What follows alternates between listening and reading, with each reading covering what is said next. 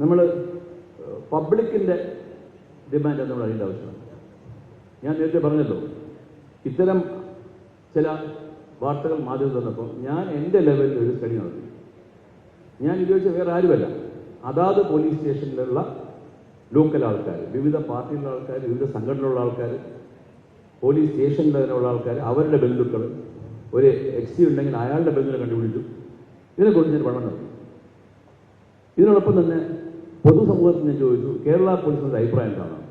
എനിക്ക് കിട്ടിയ അഭിപ്രായം എന്ന് പറയുന്നത് ബഹുഭൂരിപക്ഷം ജനങ്ങളും കേരള പോലീസിനെ അപ്രീഷിയേറ്റ് ചെയ്യുന്ന ആൾക്കാരാണ്. അവർ രണ്ട് കാര്യം പറഞ്ഞു. സർ, കേരള പോലീസ് തെളിയിക്കാത്ത ഒരു കേസുമില്ല. ഏത് സുപ്രധാന കേസും കേരള പോലീസ് തെളിയിച്ചിട്ടുണ്ട്. ഏതൊരു ഇഷ്യൂവും കേരള പോലീസ് അറ്റൻഡ് ചെയ്തിട്ടുണ്ട്. നിങ്ങൾ പറയും കേരള പോലീസ് അറ്റൻഡ് ചെയ്യാത്ത ഏതൊരു ഇഷ്യൂ ഉണ്ടോ? ലേറ്റസ്റ്റ് വയനാട് ഇഷ്യൂ വരെ എല്ലാ സ്ഥലത്തും ആദ്യം എത്തുകയും ആത്മാർത്ഥമായിട്ട് ജോലി ചെയ്യുകയും ഡെലിവറിയും ചെയ്തത് കേരള പോലീസാണ്. കേരള പോലീസ് മാത്രമാണ്.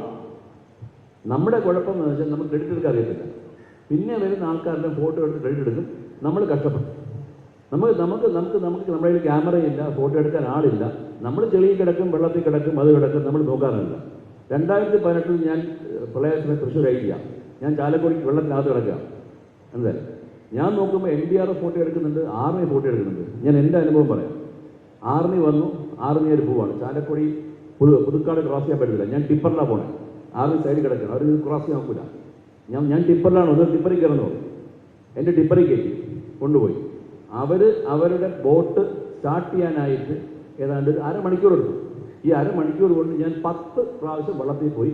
ഏതാണ്ട് 40 വെച്ച് 400 രക്ഷപ്പെട്ടു. ആ ബോട്ടിൽ അന്ന് ആർമിയിലെ ബോട്ടിൽ കയറിപ്പോയി സുദർശനാണ്.